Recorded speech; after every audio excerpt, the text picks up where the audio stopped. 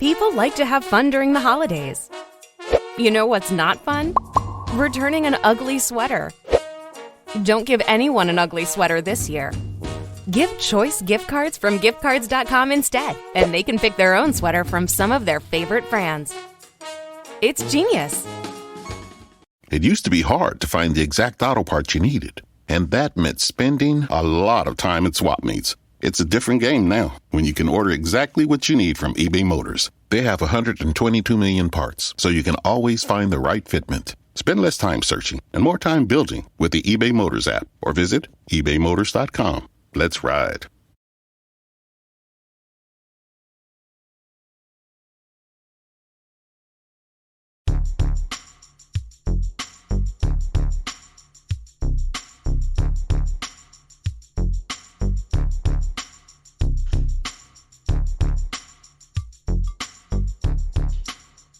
Hello, welcome to the Sports Ethos DFS Today podcast. I am your host, Mike Apotro. It's a wonderful Monday. You know what that means. I'm joined by Haaris Germani over here. We're breaking down this, what we're hoping to be 6 games, Haaris, right? We were just talking. We don't know if it'll be 6 by the time this even airs, but as of right now, it's a six game slate. It is December 20th. Haaris, my man, are you in the protocols? You good to go? Do you need some time? How are we doing over there? I mean, I may not need some time. It seems the Raptors might. I mean, their game gets postponed out tonight, what turns into a 9-game slate down to 6. And I mean, it's nice in the sense that I don't have to pay for it. Otherwise, it'll just be one of those things where a ticket goes to waste because I wouldn't want to go there solo. And they split up me and my friend, which makes absolutely no sense. But that's how their 50% capacity situation works now. So even though we're sat side by side, they're like, we're just going to put you in for one game and put your partner in for another. And they just reallocated all that, so he got to go to the Warriors game with no one playing. But that's just how it is, man. Better that to no basketball, which we could very well be seeing in the next couple of days. That's rough, though. Do they give you any money back on your tickets or anything like that? Or no? Well, so what they did is that, yeah, for the games that you don't get now anymore, you'll get that amount refunded to you for those games. But to be honest, all of these games have been pretty profitable for me for the ones that I can't make. So if I happen to have like work-related stuff or anything that prevents me from going, I'll usually be able to sell them for pretty decent amounts. But now it's just kind of a losing cause for me and just not a fun time. Guy's profiting in DFS. He's profiting off tickets. Dude's an animal. He's out there just making money every step he takes and every breath he takes. It's insane. But we're gonna do our best to kind of run through these games. Caveat right now, obviously, we don't have all the news available. We barely have an injury report. I think, everything going on. A couple of these teams were supposed to be on back-to-backs, but we just have no idea what's going on right now in this NBA world. So monitor the situations up until lock. Very, very important. We mentioned it all the time, but it's never been more important than now to make sure that A, your guys are playing, and B, that other guys aren't getting rolled out and you can't take advantage of it.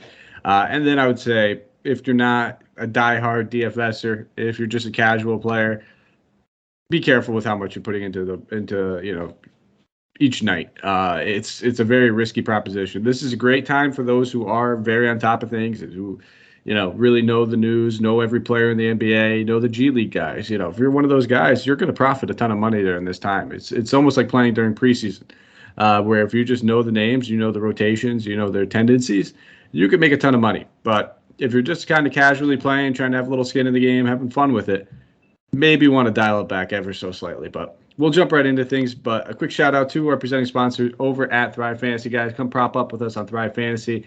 Thrive Fantasy is a daily fantasy sports and esports. I haven't dove into the esports stuff, Harris. I don't know if you have any tips for me over there. App for player props. But with Thrive, you can eliminate the countless hours of research and focus only on top-tier athletes that have the biggest impact on the game. Now, what it is, you choose 10 of 20 available player prop bets. You use that to build a lineup. Each prop is assigned a fantasy value for both the over and under based on how likely it is to hit. Hit the most props and rack up the most amount of points to win your share of the prize pool. Thrive has awarded over $50,000 guaranteed prizes weekly for the NBA and has given out over $6 million so far. Use the promo code ETHOS when you sign up and you'll receive a 100% instant first deposit match on up to $100. So download Thrive Fantasy in the App Store or Play Store. And you can just visit the website, www.thrivefantasy.com, sign up, and prop today. And don't forget that promo code is ETHOS. That's ETHOS when you head over there. So, Harris, we have 6 games. First one of the night. It's a 7:30 start time. Philadelphia 76ers traveling to Boston, taking on the Celtics. No injury report for the Sixers. And as you can imagine, these are all going to be pretty lengthy. But for the Celtics, guys in the health and safety protocols, Josh Richardson, Jabari Parker, Al Horford, Juancho Hernan-Gomez, Sam Hauser, Grant Williams. And then injuries, Tatum's questionable, dealing with that left ankle sprain. Schroeder's questionable, illness, non-COVID related. And then Romeo Langford dealing with the neck pain. So if we go check out and see what we have for a game total over here, hopefully we have a couple of these at the very least. Right now, it looks like only 2 are available, and this is not one of them. So I'll pass it over to you. Talk about Philadelphia, I guess, who you're looking at, who you, if they play, who you're looking at, and then we'll slide over to the Celtics afterwards. Yeah, exactly. You're just looking at the Sixers side, and all you're doing is seeing red. We know that Drummond joined Shake Milton as well as George Niang into the health and safety protocols today as well. So they're just really, really reaching into the bottom of the barrel. Embiid, who was questionable coming into even the game Sunday against the Pelicans, I mean, he's likely, I don't know, I don't want to say whether he's going to be in or not, but he looked like he was leaning more towards the doubtful side with the questionable tag on the Sunday. So if he's out, then you're going to be in a situation where Seth Curry's once again going to be taking 21 shots. And that's honestly the main guy that I've really been looking at as far as the Sixers are concerned. I mean, he got 38 minutes in the last one. Yeah, he shot the lights out, but as long as he's getting more of the capability to handle the ball, that 6,500 price tag is a pretty attractive one for me. And then you start looking really into the bottom end as far as the roster is concerned. You know, if Embiid is out, if Drummond is out, you know, they're really going to start to dig into the bottom here. And we saw that, you know, the last time, for instance, Charles Bassey, he had a chance to play. He got 22 minutes in, dropped 35 DK points in that one. You know, the question is going to be who's going to be starting in that one. So as you said, you know, it's not for the casual as far as the DFS is concerned now. You know, really got to keep an eye out on who the starting lineup is going to be. If you're going to get an opportunity to play a Bassey, a Paul Reed as your starting center, you know, both those guys, bottom barrel prices, you're going to have the opportunity to be able to take advantage of a lot of that. Because as far as studs are concerned, you know, there's going to be 1 or 2 that have of interest, but really I could see myself with a good lineup on these kind of nights being something that doesn't take up your max salary. So really take advantage of who the starting lineups are going to be and keep looking at all the way to the end. I think you said it perfectly. Not much more I need to add right there. I'm on the same guys as you, same outlook. You said it perfect. So we'll just slide over to Boston. You know, obviously keep an eye on the injuries on top of the health and safety protocols, but if Tatum, Schroeder, either one of those guys get ruled out, if they both get ruled out, obviously I think it's a bigger bump for everybody going around. But main guy I'd probably be interested in would be Peyton Pritchard. Came out, played 28 minutes in that last one, put up 27.25 DK points, only 3,700. Once we see that, you know, the usage gets spread around, Marcus Smart would get a nice little bump. But as we know, Smart isn't a guy that's normally taken, you know, 16, 17, 18 shot attempts or anything like that. He could if need be. And then also, I wouldn't mind looking at Jaylen Brown if there is no Tatum. I don't love that price tag, to be honest. I think there's better spend ups. Even if Tatum sits, I'd still be a little bit worried about it, just because we know that they've been kind of monitoring the minutes. They're not necessarily limited. But if the game gets out of hand, if anything happens, he's going to be the first guy they take off the court dealing with that knee tendonitis. It's not something that they want to mess around with. So those are the 3 main guys. I'm probably going to steer away from the whole Robert Williams thing. With all these guys missing games left and right, we have centers just popping up widely available. So I don't think I'll end up going that way. Anybody else on Boston I failed to mention that you have interest in? No, I think you've hit the major points out there. Again, looking down at the bottom over there, if they're really going to have to go, it's going to depend on who they end up starting. You know, if Aaron Nesmith gets another situation where he's going to be playing, you know, 23, 26 minutes, yeah, he hasn't shot well in the last 2 games, but it's just one of those where he can get a lot of rebounds there. Again, bottom of the barrel, that small forward eligibility always makes it something of interest for me because, as you said, that Jaylen Brown situation, 9,000, there are people coming up. You know, there's point guards coming up. There's forwards coming up that are cheaper that I think will just straight up outperform him as far as points are concerned if they do have to be playing in that game. So, yeah, by and large, Peyton Pritchard would be the main dude I'm looking at. And if they happen to actually give a couple more minutes as far as Enes Kanter is concerned, if he's going to get perhaps an opportunity to start, maybe first guy off the bench, he becomes a little bit more interesting to me. But yeah, altogether, not the most interesting matchup. Philly-Boston is always one of those slog fests, never really gets you high as far as totals are concerned. So it's probably better games to target here. It's gifting season. No one returns alcohol. So this year, get everyone on your list the gift of beer, wine, and spirits delivered with Drizzly in under 60 minutes. Right now, Drizzly is giving every new customer $5 off their first order. Just use the promo code FAST5 at checkout. So download Drizzly app now or go to drizzly.com. That's DRIZLY.com and use the promo code FAST5 for $5 off your first order. And get that delivered in under 60 minutes. Get it when you need it. You can also conveniently shop across stores so you can choose from a huge selection and get exactly what you want. And you have the benefit of finding out the best deals on what you're looking for, as you can compare prices across those multiple stores. Drizzly is the most convenient way to buy beer, wine, and spirits, with delivery to your doorstep in under 60 minutes. Drizzly is the #1 app for alcohol delivery. So download the Drizzly app now or go to drizzly.com. Again, that's DRIZLY.com and use the promo code FAST5 at checkout to get $5 off your first order. It takes a lot of ingredients to fix or build a car, like cooking, but without the frozen dinner easy way out. eBay Motors has 122 million parts. It's always the right fitment, so you can follow any recipe to a T. Whether it's a vintage Italian coupe that's classic like Grandma's meatballs or a German luxury car that's as complicated as Oma's rouladen, to cook up something great in the garage, use the eBay Motors app or visit ebaymotors.com. Let's ride. All right, we will keep it moving then. Traveling to the next game. Houston going to Chicago, taking on the Bulls. The Bulls in the second half of a back-to-back.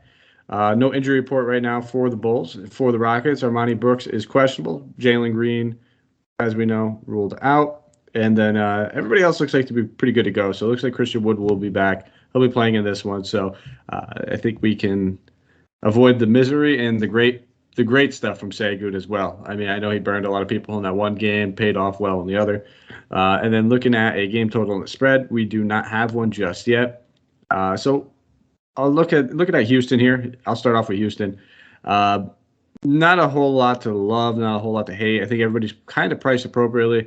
I think, going back to the well on Eric Gordon is definitely something that we could do. Also, Kevin Porter Jr. was not listed on that injury report, but I think the latest update says that they're going to hold him out on the 3-game road trip. So I think we can continue to look at Eric Gordon as long as he's going to be playing that facilitator, kind of pseudo point guard, pseudo shooting guard role. I think he's definitely an option. I was playing a lot of KJ Martin, but probably going to be out of the play now with Christian Wood back and, Tate sliding up to the 4. So I think everybody's just priced appropriately. I'm not really in love with anybody here. I think there's solid options, but not anybody I'm really just gravitating towards. Yeah, fair enough. I do think that Josh Christopher, to be honest, is in a pretty good spot as far as his price tag is concerned, as well as his last 3 games. Even with Christian Wood back, he got the start at the 4. He played about 27 minutes there, and he's just consistently been able to drop into that mid to high 20s as far as DK points are concerned. Not necessarily the highest ceiling as far as your value plays are concerned, but I think you could do far worse. Again, if I can find a good cheap guy to put into my small forward slot, I'll just go ahead and shove him in there. So Josh Christopher was the main guy, and then Jayshawn Tate just pretty much played full-on point guard for this team. He's not necessarily the most loved guy for me, but again, a power forward eligibility on DraftKings, and he's getting the opportunity to be able to handle the ball to the level that he does. That's probably a pretty good spot. And there's a couple of guys that I do like, but at power forward, I think I may actually have him as one of my player pool guys there. All right, we'll slide over to the Chicago side of things. Second half of a back-to-back, so we got to see what ends up coming out of this whole game. I definitely think there's some options. DeRozan back in play, Vucevic back in play. It's not going to be the same usage that we were getting for, I guess it's almost like we forgot now because they had the 2 games off. But before then, we were kind of seeing it get spread around all over the place. But main interest for me are going to be the guys I think that just thrive in that up-tempo game. Houston, very fast-paced game, very fast-paced team, plays very little defense. So I think Lonzo's in play at 77. He'd probably be my top option out of the spend-ups in this game. When it comes to Vooch and when it comes to DeRozan, I think Lonzo's probably my favorite. And then outside of him, I think Caruso at 51, decent play, but it's tough to get, overly excited about these guys in that, low to mid 5K that don't necessarily have that 40 to 50 point upside because the value that will be available. So for me, it's probably just going to be Lonzo, but I wouldn't fault you if you wanted to go to other spots as well. Yeah, I agree. And to be honest, of all the games that are out there, you have to pick and choose your poison. And Chicago was probably the one team that I was choosing likely not to go for. There wasn't really anyone that jumped out at me. The price tags were all pretty fair as far as their performances are concerned. And you throw Alonzo out there as an example. You got Halliburton coming up a little bit later for 700 cheaper, and I think he's likely going to outperform that in the same position. So he's in the player pool as a pivot for me. But I think Chicago is going to be the one team I end up avoiding, and I don't expect Houston to be all that great in this matchup. Can't fault you. Moving on to the next one, 8 p.m. Eastern Standard Time game. OKC traveling to Memphis, taking on the Grizzlies. No injury report for the Grizzlies. Thunder are the one team that's good to go.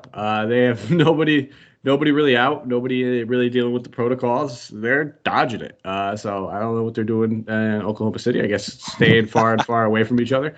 But they're good to go. So I'll pass it over to you. Who are you really looking at OKC with a fully healthy team now? Are there any options? Yeah, absolutely. And it really comes down to how giddy you are for Giddey today, because he's just been on an absolute tear for the last couple of games here now. His price tag is still sitting up into that same early 7,000 range. He's shown that he's got the upside to be able to go past that.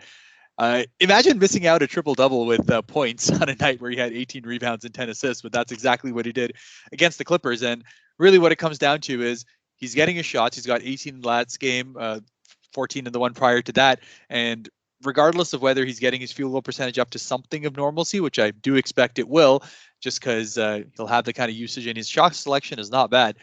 But it's all the ancillary stats. He's already showing himself to be one of the best rebounding guards in the league. Like a young Westbrook just playing back on OKC once again, just absolutely crashing the board. So I do like him at his price tag. Shea, coming off the hype of a game winner, is always in play at 8,600. And I do think this OKC-Memphis game is likely to be one of the higher scoring games of the night. So both those guys come into play. And then as a pivot, the Lou Dort situation, it just all comes down to how well he's shooting on that given night. It's a risk that you take because his ancillary stats are never really all that big. He might grab you a couple of rebounds, but it all comes down to whether his three-point shot is going on the night and whether his overall field goals are hitting. Because last night we saw it against the Clippers, 12 of 19. He was able to drop 41, which is obviously going to be excellent for the price tag that he's giving you. But it's all about whether you're willing to take that risk. It's a bit of a pivot, and I would probably be looking at it as, hey, if I can get from a forward perspective, we had Jayshawn Tate come up earlier. Lou Dort, I probably like a little bit more than that, but Giddey's likely my top option given I want some exposure in this game. Yeah, Giddey's probably the only player I'm looking at as of right now. I don't mind some of these other options, but you've mentioned one guard that we'll talk about later. I think I prefer Alonzo over a guy like Shea just because I like that matchup. I like that game pace. I like everything a little bit more. Back-to-back has me thinking that previous game stays a little bit closer than it normally would, but not all interested in anybody outside of Giddey. And that's just because I'm finally starting to see that ceiling unlocked for Giddey, that, 18 rebounds. We all knew he's a big guard, big point guard. That's very capable of it. But now we're actually seeing it, and that's all I needed to see. I'll keep him in my player pool pretty much every night from here on out going forward. Doesn't mean I'm going to have shares of him every night, but I definitely want to keep him in my player pool for at least the consideration. Now, on to the Memphis side of things. As we know, Brandon Clark, Zaire Williams, John Morant, all these guys continue to be out. And everybody's getting pretty much priced appropriately now. Desmond Bain at 6,100, I think he's still in play just because when the shots fall on, he's very consistent. I mean, we've had pretty much 30-point games from Desmond Bain. It feels like almost every game this season. And we've seen the upside in other games as well. So I think I'll keep him in my player pool at 6,100. I don't think I'll go too much more. I don't know if this is going to be a Steven Adams matchup where we see the 30-plus minutes from him. We've seen it in other games where he has to go against just a wide-bodied center that just stands in the paint. We know that OKC kind of runs out those stretch fours at the 5 pretty much for the most part. So I don't know if this is going to be a Steven Adams game. I don't know if it's really even worth the risk with some of the other options we have. So I'll probably really just be looking at Desmond Bain, and I wouldn't fault you because I know you're going to – I'll let you talk about Jared because we know that's coming. Look, he's obviously going to be in the player pool just because of the upside and the fact that as long as John Morant stays out, you know who the number one option is going to be alongside Desmond Bain. So it's just the upside is always going to be there. That being said, as you said, this is one of those matchups where you've got a number of options there in that kind of mid 6,000, 7,000 range as far as the forwards are concerned. So he's probably not my favorite option this time around. Surprise, surprise, as far as power forward is concerned. But at 6,700, can't fault you. And Desmond Bain was the main guy that I'm looking at. And we had heard that Morant was going to come back at some point in this weekend. Obviously, that has not materialized. He's still going to be out here. So Tyus Jones continues to be a guy who's going to run the point, but his price tag is just fair. That's what it comes down to. He's more of a cash play than anything else. So yeah, we'll stick with Desmond Bain. I mean, Dylan Brooks is coming off a career high, and I absolutely, as I've said from before, I just despise how he plays, but he just keeps chucking shots. He's very similar to the Lou Dort situation. So, if he gets hot and if he's able to rack up his points in a hurry, he's going to be able to pay off that 6,400 price tag. But again, it's more of a pivot from some of the other forwards out there, but he does remain in my player pool for that reason. All right, we'll keep it moving. 9 p.m. Eastern Standard Time game. Charlotte Hornets traveling to Utah, taking on the Jazz. Charlotte on the second half of a back-to-back here. No injury report for them. And then for the Jazz, it's pretty much good to go for them as well. No one to really be concerned with. So they should be fine in this one. No game total, no spread. Starting off looking at this Charlotte team, LaMelo Ball at 9,600. Not the matchup we want to target necessarily, but he's always in play for tournaments just because, some people just immediately shy away from Utah. But we just saw DeJounte Murray drop a triple-double on them. So when you're looking at just triple-double type point guards, I think he's definitely in play as a nice pivot off of some of these other high-priced options. And who knows who's actually available for high-priced options. You might just have some money left on the table. If that's the case, I could definitely see spending some on LaMelo.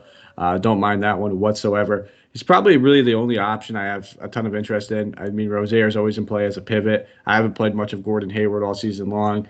Oubre continues to see the minutes, but the shot attempts aren't where they were when we were getting those 40 to 50-point games from him with everyone now back. So for me, it's really just going to be LaMelo. And it wouldn't shock me if we see Plumlee play a little bit more than the 16 to 20 minutes he's been because they're just going to need his size more than anything. But I'm not willing to necessarily go there in anything outside of tournaments. But LaMelo is definitely a play for me. Yeah, absolutely. The one kind of wrinkle to all of this is that Cody Martin just got announced as being out with the health and safety protocols as well. So that's anywhere between 28 to 30 minutes, as well as a decent number of shots that are being moved around over there. So that does maybe give me a little bit more interest as far as Kelly Oubre is concerned, because I do think he'll get the opportunity to shoot a little bit more. And we speak a lot about the Utah defense side, but really I like matchups in which the guys are going to be going up against Donovan Mitchell a lot because he's the one weak point as far as the Utah defense is concerned. You spend a little bit of time on the kind of points per possession that he gives, and he's been actually one of the weaker guys on there. He just kind of gets hidden as far as the Utah team defense is concerned. So just for that, LaMelo is definitely in play for me. And as a pivot, Hayward stays in my player pool.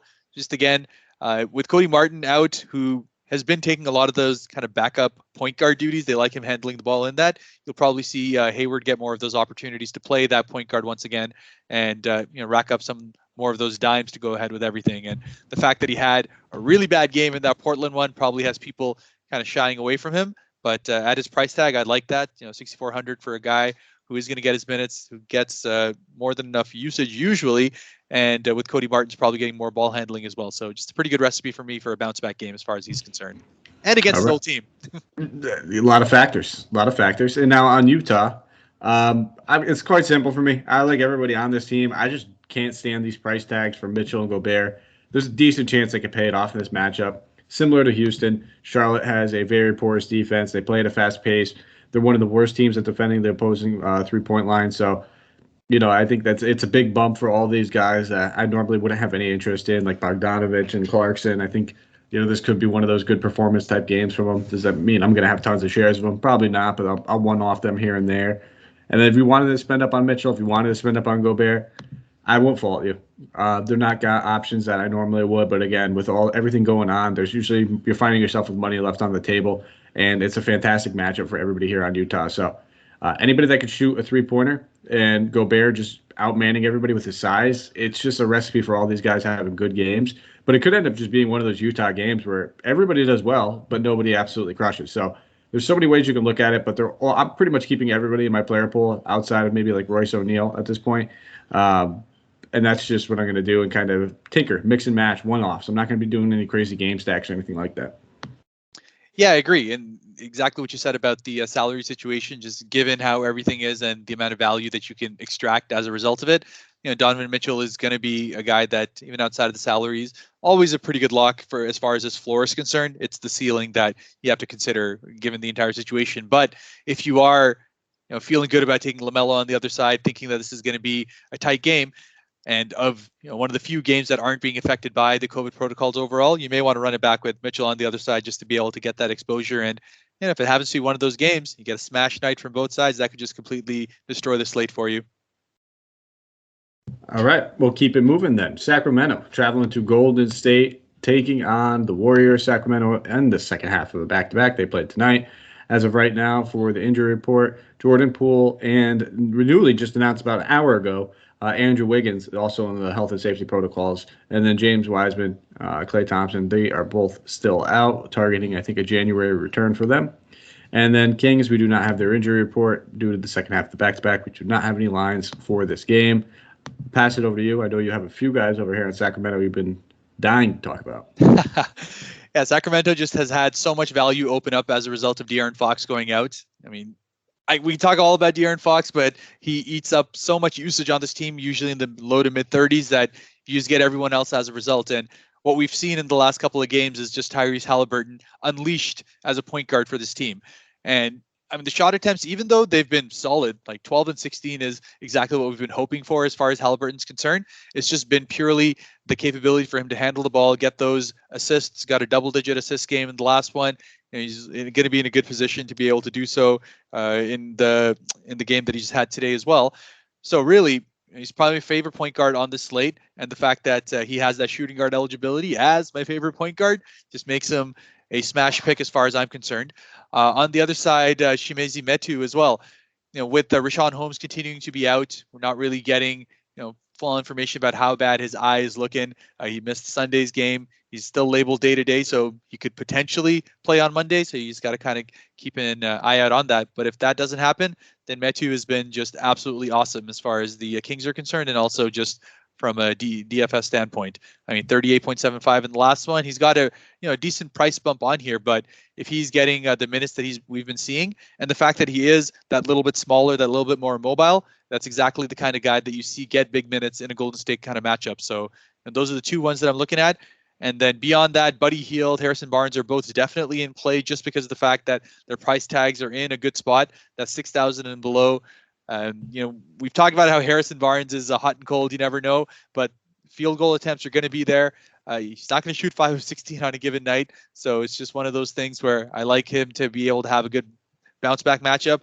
Again, everyone loves to believe the revenge game. I believe the revenge game when Harrison Barnes comes up against the Golden State Warriors. So I'm keeping him in my player pool mostly for that reason and the price tag as well. Perfectly said. Those three guys are the three guys I'm looking at. Probably not as much Metu, but I think Hield, Barnes, Halliburton. I might have two of those three, and just about almost every one of my lineups, at least one of them guaranteed, and then mix and match. And if it works out right, I'll try to have two. I just, without, like you said, no Fox, usage is just pouring right now. And they don't even really have those bench options that they can rely on to score either. So it's really pretty much going to have to come from the bulk of these three guys. And we know Buddy Hield's never shy to shoot. Halliburton could get it done in so many ways. And then Barnes is being forced to kind of step up. Even though, like you said, he can be hot and cold. If I'm playing him, you might not want to. It's just the way it works with me for some reason. Whenever I'm on him, it just stinks.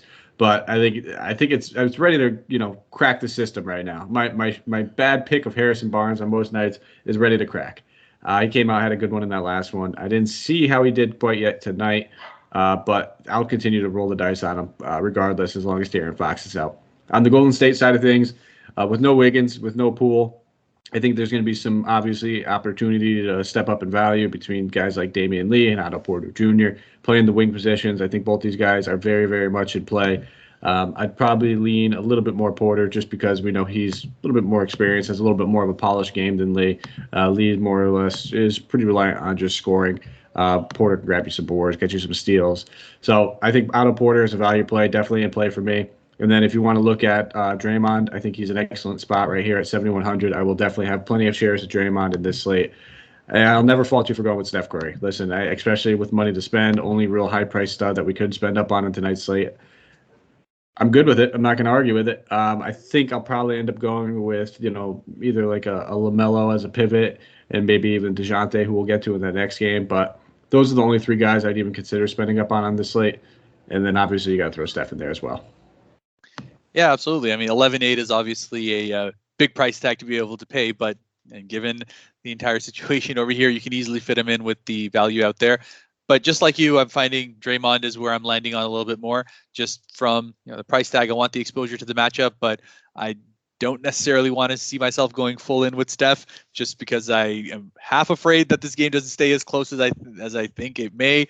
And the Warriors, especially at home, just have one of those situations where they get on a run and then you have a little bit of trouble to try to keep up. So that's where, as you said, Otto Porter, Damian Lee, those kind of guys do end up coming in play. Maybe even Bielitsa, depending on how it works. For him, it's just he needs to get a couple more shots in, man. It's just that's all it comes down to. He's got the minutes. He's getting the capability to be able to get the rebounds. He even gets 3 to 4 dimes a game. He just needs to get more shots in there.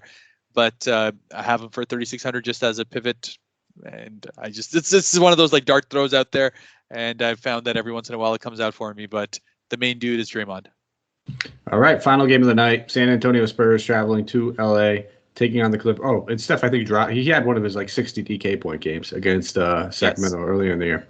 So we'll move on. San Antonio traveling to LA, taking on the Clippers. San Antonio, second half of a back-to-back. Clippers dealing with their own health and safety protocols and injuries alike.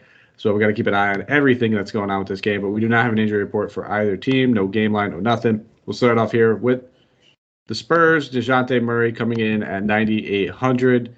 Absolutely in play. It's, him, LaMelo, I think are probably going to be the two guys I spend up on the most in this slate. Don't know if I'll end up getting them both, but they both make great pivots off of each other if you wanted, mix and match if we build in multiple lineups. Derek Whiteman, bad game today. Bad game. 6,500. It's a good spot for him. I'll let you talk about him, though, because you just seem to be the Derek White whisperer. I don't even want to get involved with that. Only other guys I'm really concerned with would be Devin Vassell, who actually drew the start in tonight's game.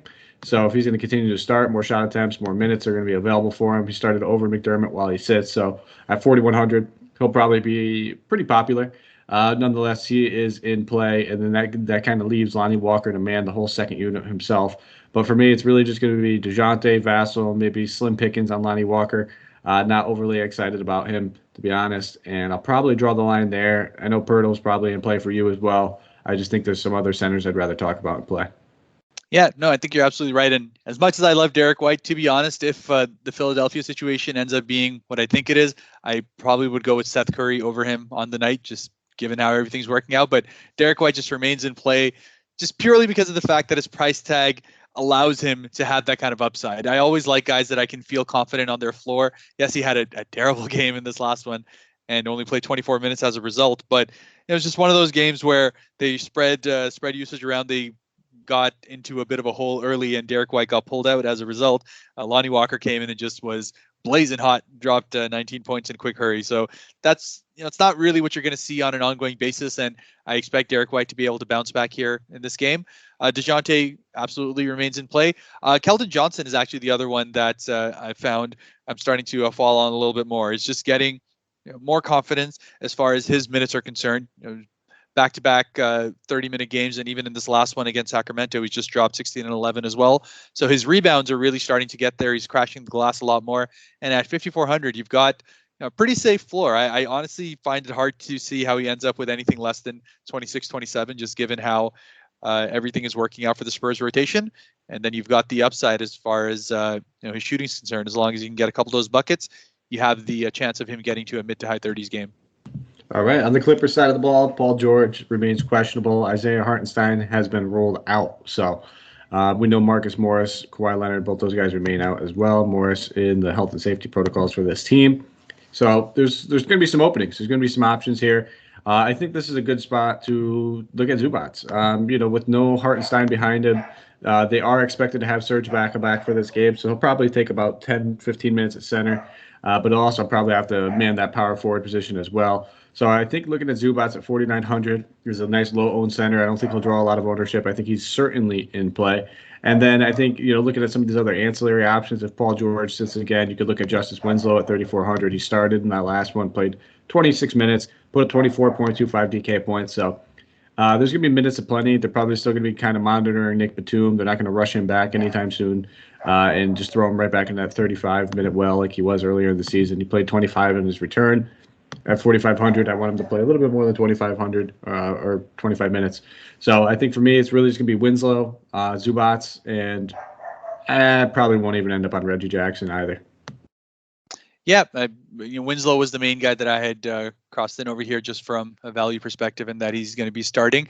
But yeah, in general, this Clippers team with everyone out is just kind of you don't know what you're going to get as far as usage is concerned. You get Eric Bledsoe dropping 40 on one night, and then you think you're going to trust him again, and he gives you a 21 minute, 16 DK points on the other. So I've just found that the Clippers in general are not a team that I trust too often to be able to throw in there.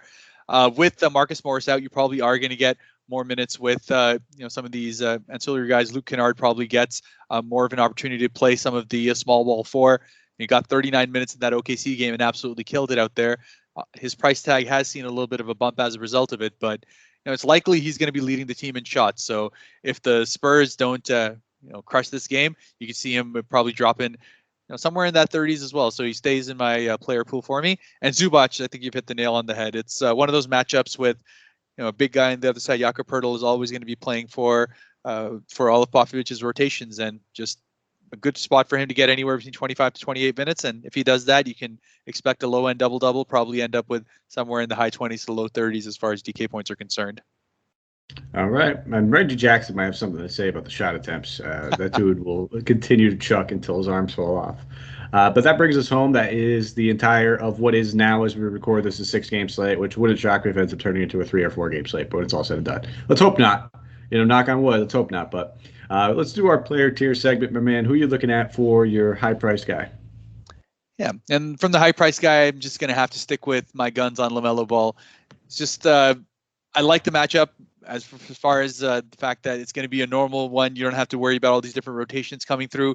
I like the fact that it's going to be against a Utah team that, as good as they are defensively, have a couple of spots that LaMelo can attack, and guards have just found their ways to be effective in that kind of a matchup. At 9,600, anything under 10,000 for a guy who's come back, looked good, looked fully healthy, is getting his full allotment of minutes. As long as this game remains close, I see him absolutely smashing that. It's my favorite expensive guy on the night. I'll go right on the other side then to go with DeJounte Murray. I mentioned it. I'll be playing both those guys. I might have a couple lineups with both of them. I might pivot off of each other and just switch, mix and match in my multiple lineup builds. But I probably like LaMelo ever so slightly more, and then I think DeJounte is not too far behind him. In the mid tier, we already know who you're going with. It's not Jaren Jackson. I know it's not. But why don't you give us your play? Absolutely. Well, Jaren can take a night off because I'm going with my boy Halliburton on the Sacramento side. 7,000, just in a great situation. Shooting guard eligibility, pure point guard for this team, has been absolutely on fire for the last 3 games, and his price tag is going to be slowly catching up to it. But until it does, and as long as De'Aaron Fox stays out, he's a must-play every single night for me until he gets to, honestly, like 8,500. So lock him in, enjoy the ride, and it's going to be a good one. Absolutely. That would have been my pick, so I'm glad you mentioned him. I'll go with his running mate, Buddy Hield, at 5,800. Just another guy. 10 shot attempts over the past 2 games is very un-Buddy-like. I'm expecting him to kind of, kick it up a notch. Wouldn't shock me if we see 15, 16 shot attempts from him in this game, especially with it just being a 3-point shooting matchup. He's actually fared pretty well going against Golden State in the past. He struggled in the matchup earlier this season. But listen, there's no Andrew Wiggins playing the wing, and that's one of their best perimeter defenders. So I'm on for Hield at 5,800. Gives you that coveted dual eligibility, very similar to Halliburton, where you can play him at small forward as well. And then for your value play, under 5K, who are you looking at? Yeah, and I think there's a couple of solid options to be able to throw out here, but I'm going to go ahead and say that actually, wow, Metu, sorry, I was just looking there. She mentioned Metu at 4,700 is actually my favorite. I know we looked at a couple of other positive options over there, but I just really like what he's doing for this Kings lineup in general. And as far as Richaun Holmes being out or not, yes, that's of course a big deal. 15 shot attempts in the last game, and he just continues to be a guy that has the capability to rack up a lot of ancillary stats and get you the rebounds to go with it. Even tonight, he didn't have the greatest of games, but he's able to clean it up with 4 steals on there as well. So just a lot of diversity to his stat line. And I think at 4,700, you've got the capability of a guy who can get somewhere close to 35 to 40 DK points on a good night. So I'm really liking what he offers. I like it. I'll roll with the guy I just said in that last game, which is going to be Zubats. 4,900, he just falls in that tier where I just think this is a good matchup for him. No Hartenstein into his minutes is only going to bode well for him. Not a ton of centers that we've really mentioned overall, so I think that he stands out to me as one of the better options, right in that mid-tier range at 4,900. If I knew that, if we have the news that Otto Porter starts, I think I'd probably say he would be my best value play. But we really don't know what they're going to do here. They might end up going with Lee. It might end up being a blowout where they'll probably limit. Porter would be one of the first guys to limit, so there's a little bit more risk associated with him. So I think Zubac's just nice, safe, consistent, the guy I want to go with. And then that brings us to our Thrive Fantasy section where we're going to talk about some of these player props that we have available. I'll pass it over to you. Give me your favorite prop bet of the night. Yeah, and I'm always looking at those opportunities to be able to get something 100 or over. And where I'm looking at is with Lonzo Ball at 20.5 on the over for his points and assists. I think it's a great spot in a high-pace matchup. He's getting more confident with shooting. His shooting percentages are up. He's going to be shooting anywhere between 6 to 7 threes on the game. So I just like him to be able to do that. Honestly, he could probably pass that just on his points itself. So with the assists, that's just a smash for me. I like it. That was probably the one I was going to lean to, but I thought you were going to go a different option, which is why I had that lined up. I'll go points plus assists on Tyrese Halliburton. That's just stupid low. They're giving you 100 points on it for 18.5 points plus assists. Yeah, lock that in. He'll probably, again, he's got an opportunity to get there, or at least very close to it, in points by itself. And then, for a guy that's going to be playing strictly point guard, sign me up. I don't see a world where if this game stays close, he doesn't hit this. Even if it gets out of hand, he still has a decent chance to hit that. So, and that's it, man. That brings us home. That's everything. That's the whole slate. That's the prop bets. That's our player tiers. Now, give us a follow on Twitter at Mike Apotria, MikeApotria. Harris, you know what to do, my friend. Absolutely. As always, you can follow me at HAK_Devil, where since I'm going to be sitting at home a lot more with the Raptors not letting me in, you're going to get a few more of my takes, a few more Thrive Fantasy picks, a few more picks on DraftKings. And, if some of you guys also collect NBA Top Shot moments, I have a thing about picking fantasy picks on that one as well. So just all these places where you can get me. Hit me up, question me with anything you want, and hit me up on the Discord as well. The multifaceted, the multi-talented Harris Kermani, people. Give him a follow. Excellent follow. Fun guy to talk to, and just very, very knowledgeable, not only on the Raptors. He's my go-to Raptor guy, but not only on the Raptors, but in the NBA in general. So I highly recommend you follow him if you aren't already or if you haven't. And then give us a thumbs up, 5-star on Twitter. Anywhere you listen to this. I'm sorry. Look at that. I'm losing my mind over here. Anywhere you listen, iTunes, Stitcher, Spotify, iHeartRadio, YouTube. You'll find us all over the place, guys. We really do appreciate it. We do see it when it comes through. So always puts a smile on my face, but I see another 5-star rating comes in. And then we will be back tomorrow. Hang out with you guys. Well, I won't. Harris won't. It'll be Sunny. It'll be DJ Sammy Caps over there. They'll be taking down that Tuesday slate for you. As always, guys, stay safe. And let's go win some money.